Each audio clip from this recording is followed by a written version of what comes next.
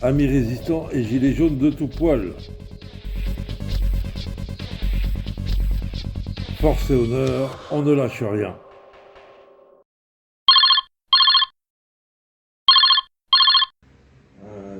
Bonjour, bonsoir, amis résistants et autres gilets jaunes de tout poil. Alors, on recommence la même vidéo qu'il y a un an. Stan Maillot outragé, Stan Maillot incarcéré, Stan Maillot libéré. On est bien content de vous revoir, tous les deux avec le sourire. Merci. Et donc, bonjour tout le monde. Ouais. Salut les amis. Et donc, effectivement, tu sors de 9 mois de prison. C'est complètement dingue, encore une fois, tu vas nous raconter pourquoi tu as fait 9 mois de prison, et un peu ce qui s'est passé, et après, bien sûr, quelles sont les suites que tu vas pouvoir donner à tout ce combat, et à ta vie, et à votre vie quand même, à tous les deux, parce que c'est quand même Ça fait combien de fois que tu vas en prison? C'est ma 5e incarcération, toujours pour bonne conduite.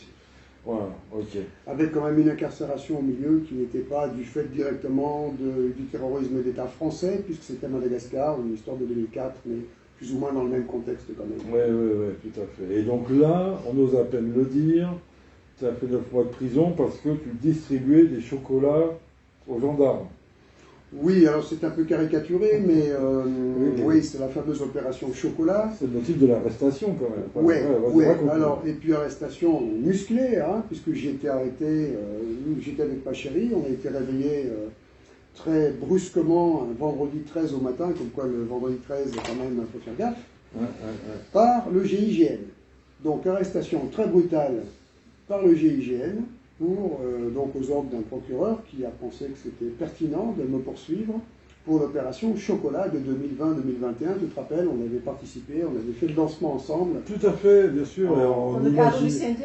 En n'imaginant pas du tout les suites que ça allait pouvoir avoir. Alors, je mentirais, moi, en disant ça, parce que j'ai quand même une petite expérience de cette terreur d'État que je dénonce depuis des années. Mais ceci dit, j'avais quand même pris certaines précautions, c'est-à-dire de rester dans ce que je faisais, même si ça pouvait être un peu choquant, mais parfaitement dans les clous. Parce qu'en clair, de quoi suis-je accusé sur cette nouvelle farce? Alors, l'infraction telle qu'elle est présentée, c'est provocation des militaires à la désobéissance. D'accord. Oui, parce qu'effectivement, on distribuait des chocolats pour créer le contact. Et ensuite, ouvrir la discussion sur la thématique de la répression dans le cadre de la crise sanitaire. Voilà. Oui, mais c'était dans le cadre du CNT, c'était pas spécialement une action individuelle. À nous, c'était dans le cadre juste une incitation aux personnes qui voient la même chose que nous, de informer policiers et gendarmes qu'il y a un crime en cours. Voilà, le premier objet donc, de cette opération Chocolat, donc aller voir les gendarmes et les policiers pour les fêtes de fin d'année, leur présenter les vœux et de façon très sincère. Déjà, le tout premier objet global, c'est le rapprochement entre le peuple et ses forces publiques. Public, on est obligé de mettre un guillemet à force publique, hélas, en ces temps si troublés. Maintenant, voilà, c'était de l'information pure. Oui, c'est ça. L'information de la commission d'un crime en cours, et pas n'importe quel crime, puisqu'il s'agit de crimes d'État, de terrorisme d'État, et de crimes contre l'humanité. Bon. Donc, l'opération Chocolat visait, tu te rappelles toi, tu le sais mieux que personne, à informer les gendarmes et policiers de la commission de ces crimes en cours, et de leur demander d'intervenir avec leurs pouvoirs, les pouvoirs qu'ils ont en tant qu'autorité, pour faire cesser ces crimes. Voilà. Donc, ça n'a pas plu à un procureur qui a pensé pertinent qu'il fallait me jeter en prison et me poursuivre. Donc on va voir les suites de tout ça. Donc j'ai fait 9 mois de prison de détention provisoire. Alors, pour la petite histoire, il n'y a pas que la détention provisoire. C'est-à-dire que j'avais la double casquette. J'ai toujours la double casquette. J'étais en période de sursis probatoire pour l'affaire précédente. La fameuse enquête sur la protection institutionnelle de la pédocriminalité. Qui nous concerne tous les deux, parce qu'on est toujours pareil, on est une association de malfaiteurs. Là encore, pour la nouvelle affaire, c'est association de malfaiteurs, mais tout seul. Avant, on était au moins déjà... Heureusement, la Janet, elle est hors du coup. Mais oui, alors l'association de malfaiteurs, petite parenthèse, c'est toujours, tu sais, l'infraction fourre-tout très à la mode maintenant. On veut vraiment te coller du lourd. Bien sûr. Même si c'est une broutille, on va dire association de malfaiteurs. Et puis là, en l'occurrence, manque de peau, l'association de malfaiteurs en vue d'un projet criminel, bah, ça ne me concerne absolument pas. Donc pour la petite histoire, il semblerait qu'à un certain moment, puis la date de la prévention, entre 2018 et le moment où j'ai été arrêté, il y aurait eu des gens, des membres du CNT, qui auraient recherché des armes pour un projet quelconque terroriste. Je ne sais pas, moi en 2018, j'étais au Venezuela avec Jeannette. Tout le monde le sait, je pense. Hein. On a fait des vidéos, enfin, on se rappelle très bien de ton extradition. Hein. Et voilà, mon extradition, mon enlèvement par l'État français au Venezuela. Et donc, cette infraction-là, cette infraction grave pour laquelle on me promet 10 ans de prison, bah, c'est quand même croustillant de savoir qu'elle ne peut pas me concerner, puisque je suis rentré au CNT pour une période qui a duré en tout et pour tout 3 semaines. Voilà. Juste le temps de faire les premiers messages de l'opération Chocolat qui aurait dû durer 2 mois, hein, décembre, janvier, plein. Bien sûr. Et entre-temps, j'ai été éjecté du CNT, et donc j'ai été rentré, donc voilà, le 14 ou le 15 décembre 2020. Donc c'était vraiment très précis, très court. Donc, on va dire que le gros de l'affaire, c'est la première infraction qu'il y a dans l'ordre, provocation des militaires à la désobéissance. Sauf que manque de peau, là-dessus, il nous colle l'article, je crois que j'ai plus ça en tête précisément, je crois que c'est le 416 du Code pénal. En fait, c'est provocation à l'insurrection, appel à l'insurrection. Donc, ils sont complètement hors des clous, eux, parce que en réalité, quand ils parlent de provocation des militaires à la désobéissance, ils oublient de mentionner que s'il s'agit des militaires de la gendarmerie avec les fonctionnaires de police dans un cadre précis qui est donc, on revient toujours au même, la transmission de l'information de crimes en cours. Voilà, qui concerne l'ordonneur d'ordre au plus haut niveau. Ton devoir de citoyen. Absolument. Oui, donc, ce qui est notre devoir, comme on n'arrête pas de le répéter, c'est notre devoir de le dénoncer aux gendarmes et policiers s'il y a un crime en cours, si on s'aperçoit de ça. Voilà. Mais on le fait, voilà. Avec quand même aussi la notion qui est que ces gendarmes et ces policiers, c'est très regrettable, sont instrumentalisés pour être le bras armé de ce terrorisme d'État qui est dénoncé entre autres par l'excellent travail d'un consortium d'avocats, de juristes et de scientifiques et médecins quand même. Ces derniers qui ont des CV avec bac plus 15 ou bac plus 20, hein, qui seront traités de complotistes et qui ont démontré avec un rapport explosif, avec une plainte qui a été faite devant la Cour de justice de la République, que nous sommes confrontés à une mise en chaos du pays avec de véritables crimes contre l'humanité, terrorisme d'État, ce sont des qualifications, hein, et génocide. Et là, on va en parler un peu plus dans les temps qui vont suivre, parce que génocide, là, ça commence à tomber comme des mouches, avec les fameuses injections de la mort, qui à l'époque, du reste où j'ai fait ces messages, n'étaient pas encore d'actualité. J'alertais simplement sur le fait, on traitait de fou, qu'il allait y avoir la problématique d'injection qu'ils allaient rendre obligatoire. Et à ce moment-là, on n'était pas encore là. C'était que les mesures sanitaires à l'époque. Et les mesures sanitaires qui sont absolument destructrices, que moi j'appelle les mesures satanitaires, hein, puisque c'est port du masque pour les enfants aussi, quand on sait le pouvoir destructeur que ça a. Alors en fait, j'aime bien reprendre l'expression d'un général qui a été interviewé par un média, je n'ai pas le nom de ce général, hélas, qui est en fonction, qui parle de psyops. Puisque ce que nous avons subi depuis 2020, c'est une psyops. Donc en langage militaire, c'est une guerre psychologique, une offensive de guerre psychologique contre les populations pour les soumettre. Donc les populations ont été sidérées, elles ont été totalement soumises, et c'est là qu'on a une grosse partie de la population qui, s'ils pouvaient se coudre le masque, le ferait. C'est aussi ce que certains appellent les régimistes, c'est-à-dire le régime dit ça, on fait, on ne discute pas, on est conforme, on se conforme à l'autorité, sachant tout de même que le port du masque, c'est aussi un rituel maçonnique. C'est la main sur la bouche, un genou à terre et soumission au mensonge. Tout à fait.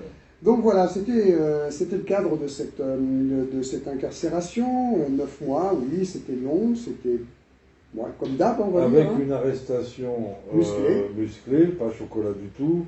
Ouais. Voilà, encore une fois, on vous pique vos ordinateurs, nous sommes tombés dessus à 6h du matin. Hein. Ils ont défoncé la porte, ils ont fait carrément un trou. Qui? Chez les amis, le GIGN. Le GIGN. Alors le GIGN, comme pourquoi si c'était un grand terroriste. Hein. Voilà, pour terroristiser le personnage. Ça rentre dans la mise en scène. Hein. Bah oui. Vu qu'il faut envoyer le GIGN, on va croire que c'est un personnage dangereux. D'ailleurs, ils ont cherché les armes et tous, ils n'ont rien trouvé. Hein. Oui, mais ça ne les empêche pas quand même de communiquer dessus. Attention, dangereux. Voilà. Bon. Donc, voilà, pour revenir sur cette dernière mésaventure, avec cette dernière machination politico-médiatico-judiciaire. Médiatico, parce que j'ai bien ramassé aussi avec un certain reportage de M6, j'ai porté plainte pour diffamation. Il y a eu beaucoup d'articles de presse aussi qui sont sortis, malheureusement, je ne les ai pas vus et je les ai pas mis dans le chariot pour les plaintes en diffamation. C'était quand même assez croustillant, j'ai fini par savoir que l'AFP diffusait la calomnie quand même salée que j'ai été gendarme révoqué pour raison psychiatrique. Alors que en fait de raison psychiatrique, j'ai été surclassé P1, psychologiquement parfait, quand eux ont essayé de me faire plonger, et que j'ai démissionné de la gendarmerie pour inclure une unité des forces spéciales. Donc il faudrait qu'il m'explique, c'est vrai, le journaliste, comment c'est possible de se retrouver dans une unité des forces spéciales en ayant été viré de la gendarmerie. Bien. Alors voilà, ce genre de calomnie que ces gens-là savent diffuser, et là c'est du factuel, c'est de l'indémontable, qui prouve bien que ce sont des menteurs, d'accord, ces pseudo-journalistes, et qui sont capables absolument de tout pour manipuler l'opinion publique, et en fin de compte c'est de la participation à un crime contre l'humanité, puisqu'ils incitent les gens à aller se prendre l'injection de la mort, et d'amener leurs proches, leurs enfants, à prendre ces injections de la mort, qui commencent d'ailleurs à avoir des retombées sur du court et moyen terme. Entre-temps, tu étais incarcéré 9 mois, entre-temps, il y a quand même beaucoup d'informations qui sont sorties concernant la vérité. Ça a quand même évolué hein, par rapport au début, quand tu l'as dénoncé. Les gens comprenaient encore pas grand-chose. Hein. Voilà. Et alors, effectivement, pour faire court, les 9 mois, donc c'est de la préventive. Ils t'ont rajouté un bout de ton sursis de l'affaire précédente. Et ensuite, au bout du compte, ils t'ont libéré parce qu'il n'y a pas eu de procès sur l'affaire Chocolat. Alors, voilà, j'ai la double... Voilà, j'essaie de faire court, mais... j'ai la double casquette. C'est-à-dire que, à partir du moment où j'ai su que la DGSI me recherchait dans le cadre de cette affaire Chocolat, et que finalement c'est le GIGN qui m'a arrêté, j'étais pas pressé d'aller pointer dans le cadre du sursis probatoire. Donc en clair, j'ai violé le sursis probatoire, j'étais pas pressé de retourner en prison. Ça se comprend quand même. Bon. Donc les 2 ans de sursis probatoire, je les ai repris en pleine gueule, bien sûr. Et heureusement, là, j'ai fait appel, et l'appel s'est plutôt bien passé, puisqu'il y a 1 an qui a sauté. Donc il me restait 1 an de sursis probatoire qui avait sauté, d'où la double casquette. J'étais en détention provisoire et en même temps sous le coup de 1 année de sursis de prison, d'exécution du sursis. Et avec la remise de peine, ça fait 9 mois. Voilà. Donc maintenant, j'ai là encore la double casquette transposée à l'extérieur, c'est-à-dire sous le coup d'un contrôle judiciaire, avant le fameux procès qui promet d'être croustillant, et 3 ans de mise à l'épreuve, le fameux sursis. C'est-à-dire que là, ça court jusqu'en septembre 2024. Et là, comme me l'a dit une charmante juge d'application des peines, le moindre fait de traverse, ce n'est pas les termes qu'elle a employés, le moindre fait, et elle aura le plaisir de me remettre en prison. Bien sûr. Je vais aider une vieille dame à traverser la rue, parce que pour eux, c'est ça, les faits en question, c'est quand tu fais quelque chose de bien. Ils inventent ce qu'ils veulent. Voilà. Donc là, pour l'autre année de sursis. Donc bon, voilà, encore une fois, c'est comment dire, kafkaïen comme façon de faire de la justice. Quelque part, tes malheurs démontrent la folie du système, la corruption, la perversion du système. Si au moins ça peut démontrer ça, parce qu'après, voilà, Oui. Alors c'est ça, alors, je sais que tu as fait une victime, puisque quelqu'un s'est porté partie civile, Hein? Alors qui c'est? Alors voilà, c'est le patron de la gendarmerie qui a mangé un chocolat de travers. C'est le directeur de, voilà, le DGGN, directeur de la gendarmerie nationale. Qui s'est porté partie civile. Monsieur Yvon Le Floch, oui, qui, c'est dans mon dossier, hein, c'est pas un secret, donc il s'est constitué partie civile, alors voilà. J'avoue, j'aurais fait une victime, avec mon initiative fraternelle, fraternisante, pacifique et pacificatrice, qui consistait à aller voir les gendarmes, non pas avec des pavés et des cocktails Molotov, mais avec des boîtes de chocolat pour les fêtes de fin d'année, porteur d'un message de vérité, ben ça c'est pas bon. Donc voilà, j'ai fait au moins une victime dans tout ça, et ce monsieur, bien sûr, on va, par voie d'avocat, on va lui demander de fournir les certificats médicaux, parce que je pense qu'il a dû prendre un sévère trauma psychologique, hein, de savoir que les brigades de gendarmerie étaient prises d'assaut avec des braves gens bien intentionnés et des boîtes de chocolat. Je comprends. Donc, je ne sais pas s'il est en fonction en ce moment, ce monsieur, parce qu'effectivement, ça lui est... J'en aurais pas clair mal l'œil, oui, je compatis vraiment, j'ai été très dur. C'est complètement dingue. J'ai été très dur. C'est complètement dingue, c'est bon, voilà.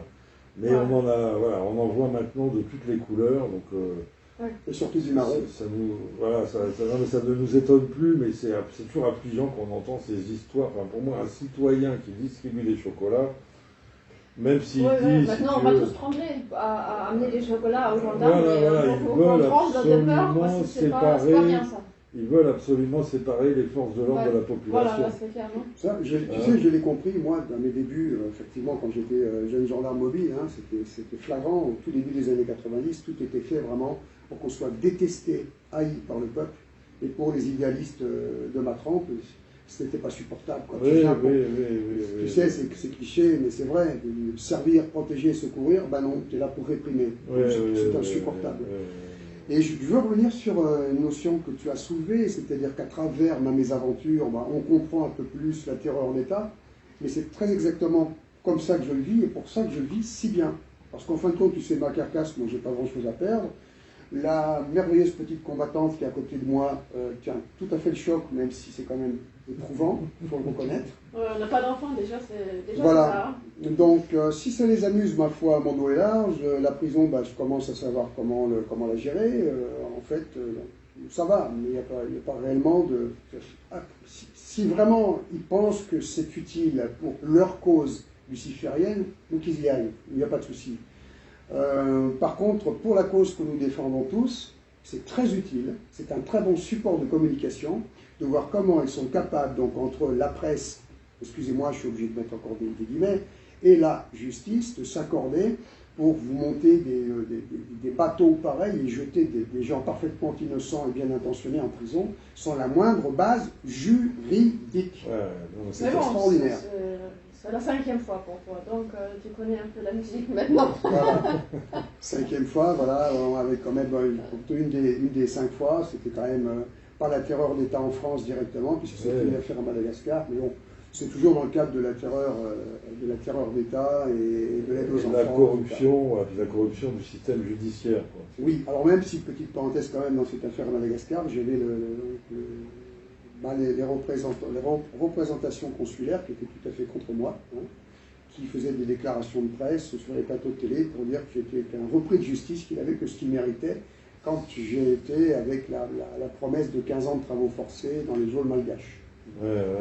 Raison pour laquelle j'ai dû me résoudre à m'évader à cette époque, c'était en 2004. Voilà. Donc, nous sommes effectivement dans ce que j'appelle une imposture de république démocratique d'idéologie luciférienne, ça commence à être un peu plus clair pour tout le monde, confronté à une offensive globale, puisque tout vient du sommet de la pyramide civilisationnelle, c'est-à-dire nos braves élites philanthropiques internationales, les banquiers privés internationaux, qui sont tout simplement en train de flanquer le monde en chaos pour créer leur nouvel ordre mondial, avec au passage un bon génocide en règle, dont on verra les effets probablement réels d'ici un peu moins d'une génération. Parce que là, on voit les effets à court terme, pour les injections de la mort. On verra les effets à moyen terme, qui à mon avis vont être épouvantables d'ici quelques années, et puis le gros du programme, selon nous, sera peut-être d'ici une vingtaine d'années. Ouais, c'est ça. Ils sont évidemment sur un temps long, un temps satanique. Hein, justement, voilà, c'est le principe. Ils n'ont pas besoin de gagner tout de suite. Voilà, c'est le principe du poison d'ailleurs. Hein, tu empoisonnes, tu te sauves. Il y a des effets secondaires tout de suite ou plus tard. Voilà, on ne sait pas. On n'est pas au bout de surprise encore. On voit les premiers effets. Vraiment, vraiment. Bon, bah écoute, en tout cas, bravo pour ce tempérament. Bon, bon, ok, la période de prison, bon, ça va, tu as trouvé des camarades de prison, ça s'est mal passé, bien passé.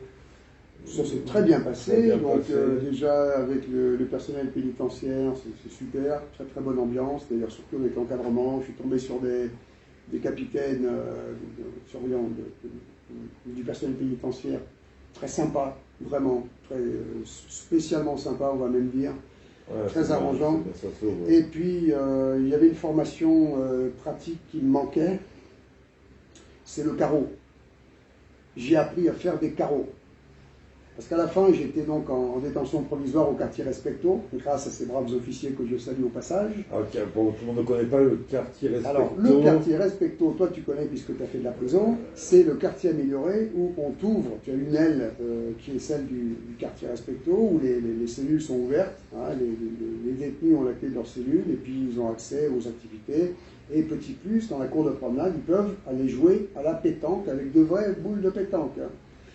Donc pour la première fois de ma vie, ça c'est pas trop dangereux. Hein. Voilà, pour la première fois de ma vie d'adulte, j'ai joué à la pétanque avec des amis, je peux dire des amis gitans que je salue là encore très amicalement, qui m'ont appris à faire des carreaux. Bravo. Super, mais bon, les premières 5 mois, j'étais quand même pas trop la rigolade, faut dire. Oui, mais tu sais comment je suis, moi, je focalise plutôt sur le positif, voilà. Les premiers 5 mois, c'était 5 mois et demi, effectivement, où j'étais au quartier arrivant. Là, j'avais comme promenade, une seule promenade par jour, ce périmètre avec des murs interminables, avec un double grillage. C'est effectivement spécialement inhumain pour le pays des droits de l'homme. Hein. La France, je suis malade. Mais bon, voilà, somme toute, 9 mois, le temps d'une gestation. Maintenant, je vais rendre les coups. Hein, ça fait aussi partie de mon programme, puisque je suis là simplement comme support d'une contre-offensive contre l'humanité, en l'occurrence. Et voilà, donc bien sûr, je ne peux qu'être très détendu. Si je dois retourner en prison, même pour quelques années, ma foi, comme voilà. Bon, t'as le tempérament pour, mais malgré tout, je crois que vous avez quand même un projet de vie. Oui. Pour sortir un petit... Oui, voilà. On va laisser parler. Ça serait bien quand même si on parle peut-être un peu autre chose que passer notre vie en prison et surtout le tien. Oui, j'ai quand même... quand je dis, je m'attends à tout, bien sûr, de leur part, et en ces temps si troubles, je n'ai pas la moindre intention, moi, de me retrouver encore en prison. C'est une aberration absolue, hein, évidemment. Je prends à la légère. Oui, bien sûr, voilà. Mon ange, à toi l'honneur. Oui. Donc, on a déjà fait, on peut savoir que maintenant, on va faire les Towafi, Tonic Water Fitness. Ah ouais, répète doucement, parce que là, c'est un nouveau mot. Voilà, Towafi, de Tonic Water Fitness. Ok, on mettra à la fin de cette vidéo une vidéo en médaillon où vous présenterez justement cette activité. Voilà, parce que c'est une activité tout à fait nouvelle qui se pratique avec les bâtons d'équilibre dans la mer. Pas en piscine, mais dans la mer, parce que nous, on aime spécialement la mer. Et en fait, on a fait un mariage de nos deux activités de kickboxing, et parce que lui, il est entraîneur de kickboxing, et moi, traîneur aqua fitness, et fitness trainer, et on a fait un mariage des deux, et tout ça, donc, dans la mer. Les coups de pied dans la mer, tout un travail, des exercices pour tout le corps, du haut vers le bas, des étirements, etc. Et on a créé ça en 2006. On a pratiqué ça entre 2006 et 2007 en Corse. Et donc, la clandestinité a commencé pour Stan en 2007. Et on n'a jamais pu développer plus cette activité, mais ça nous a fait déjà à l'époque le plus grand bien dans tout ce monde de fous. Bien sûr. Et qui nous a vraiment rechargé à fond. Et on a besoin de ça déjà pour nous. Pour se recharger. Bien sûr. Parce que l'eau de mer, ça nous apporte vraiment quelque chose de spécial. C'est vraiment, ça fait une différence avec la piscine. Hein. Mmh. Donc là, on cherche, parce que Stan, il est en pleine réinsertion.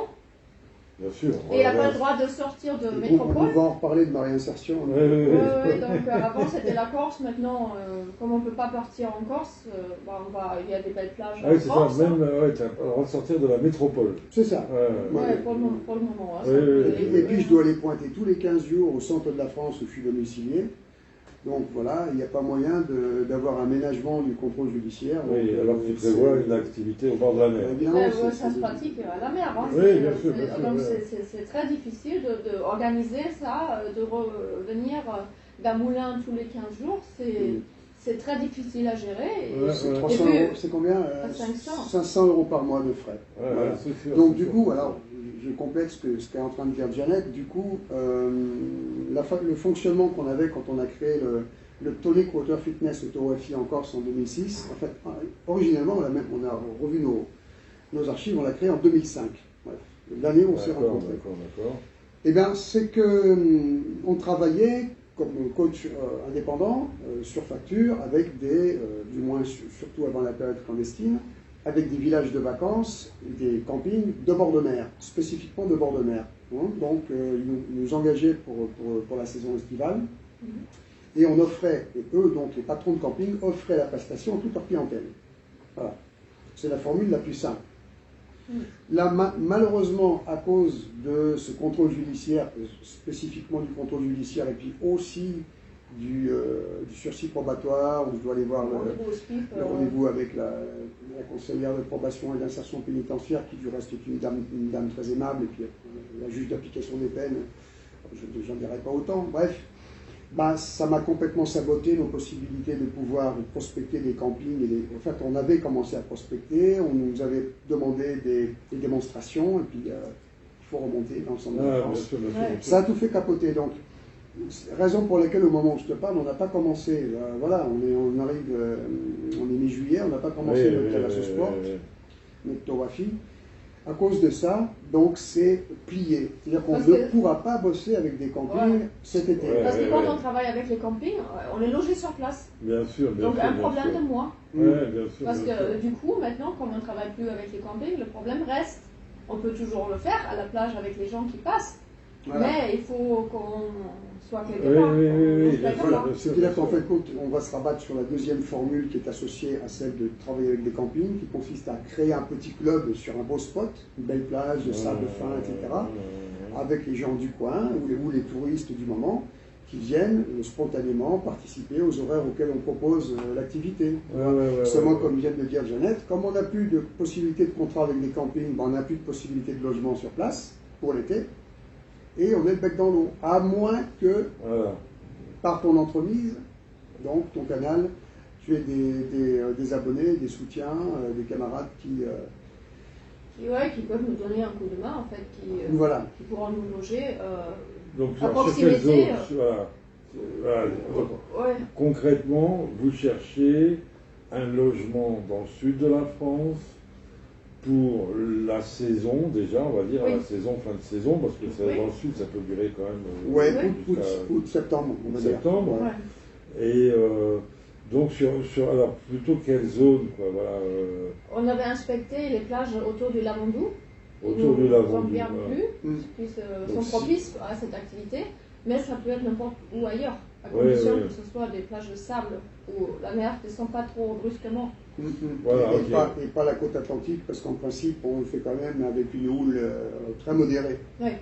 Quand c'est pour tout public. Si c'est pour tout public, on le fait avec une houle modérée et en été. Si c'est pour un public plus spécifique, on adore les vagues et l'eau froide. L'hiver, on est des malades mentaux. D'accord.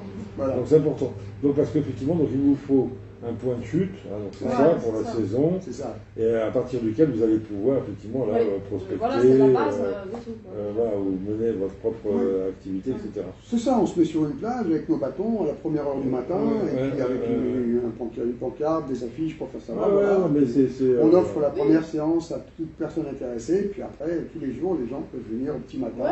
C'est des vacanciers comme des personnes qui habitent sur place. C'est très bien, plus le concept est simple, mieux il est en général. Absolument. Et donc, ça me paraît être une très très bonne idée. Mais écoute, vraiment, ça fait plaisir, parce que justement, voilà, vous allez sortir un petit peu de cette dynamique carcérale, on va dire. Hein. Là, on vous imagine déjà au soleil, tout d'un coup, les bronzés font les bronzés à la plage, ça vous change. Mais on y croit qu'à peine aussi, malgré tout, Stan. C'est-à-dire, voilà,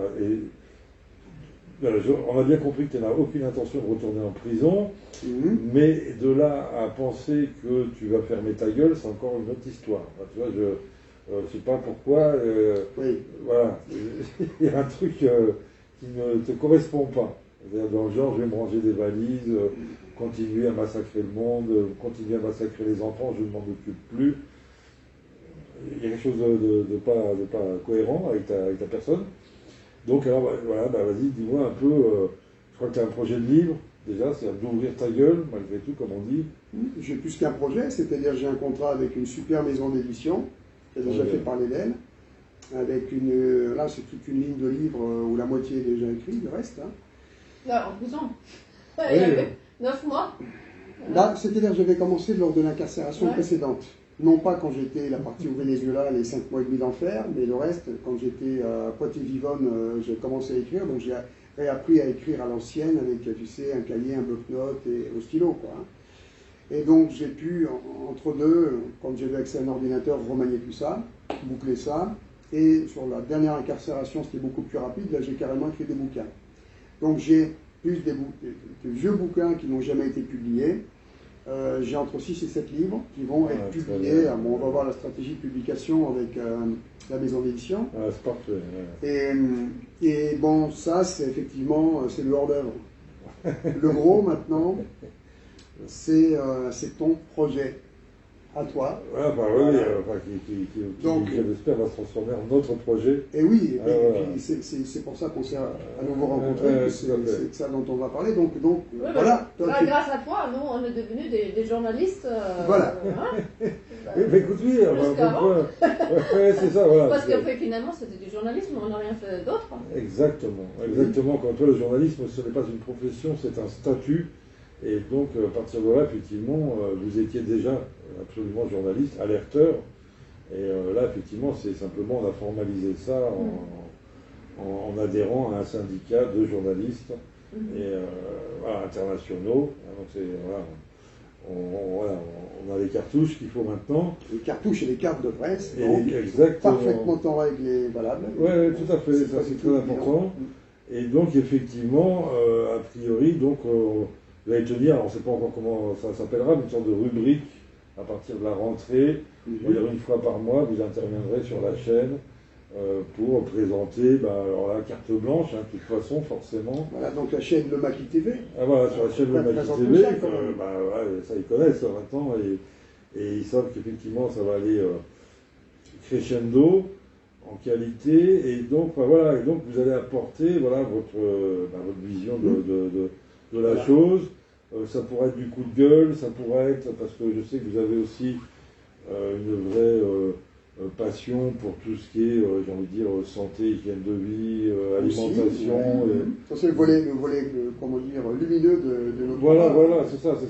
Dont fait partie le Kenny Water Fitness. On ne peut pas rester plongé dans l'horreur tout au long de la journée. Exactement. Oui, et je crois que les gens, ils ont besoin de ça aussi. Il faut changer, de voir des belles choses. Donc, continuez de vous abonner à Maquis TV, et vous aurez régulièrement une rubrique de Stan et Jeannette, on verra comment on l'appellera.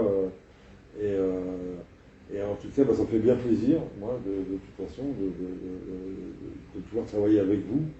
C'est génial. Merci. Je connais votre sincérité, votre tempérament. Donc c'est vraiment nécessaire, en plus, dans cette guerre du mensonge, cette psy-ops, de répondre. C'est un vrai outil, un vrai combat qu'on doit mener, puisque effectivement, donc nous sommes par nature bienveillants.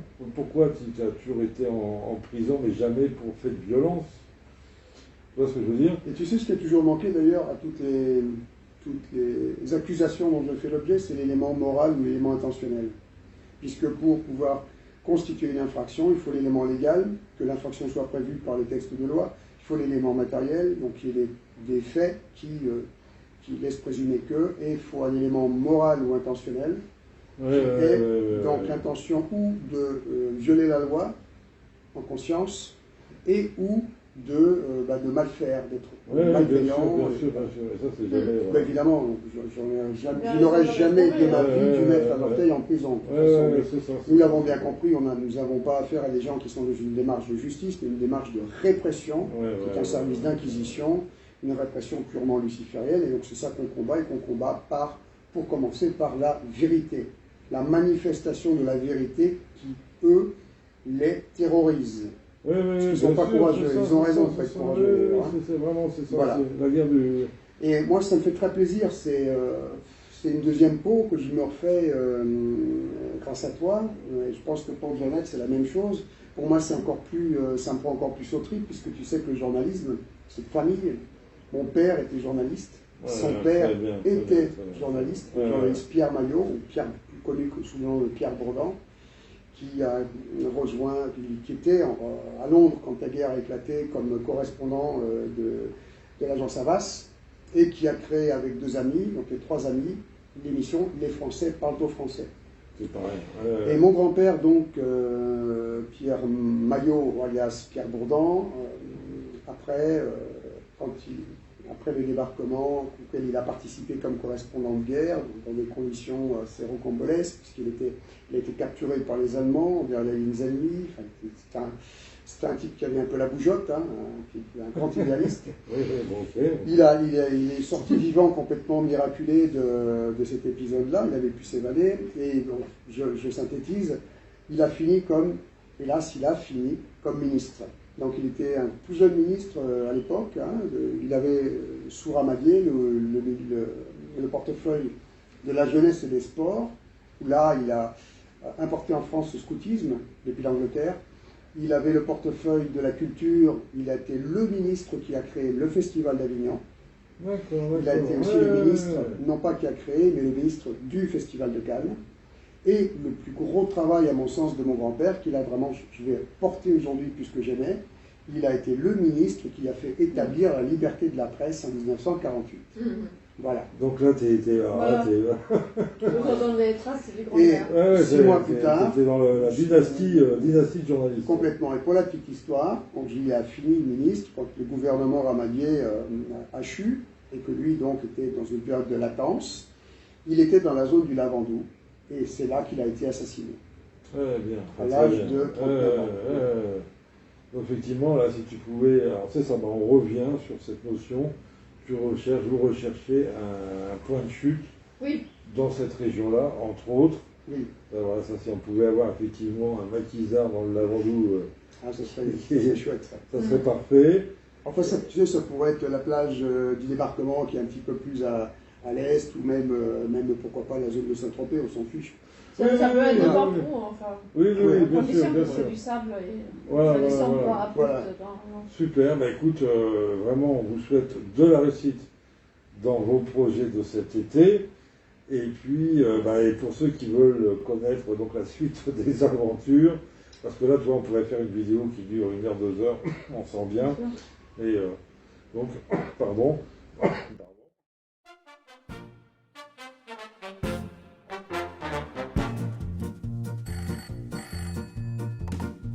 Allô?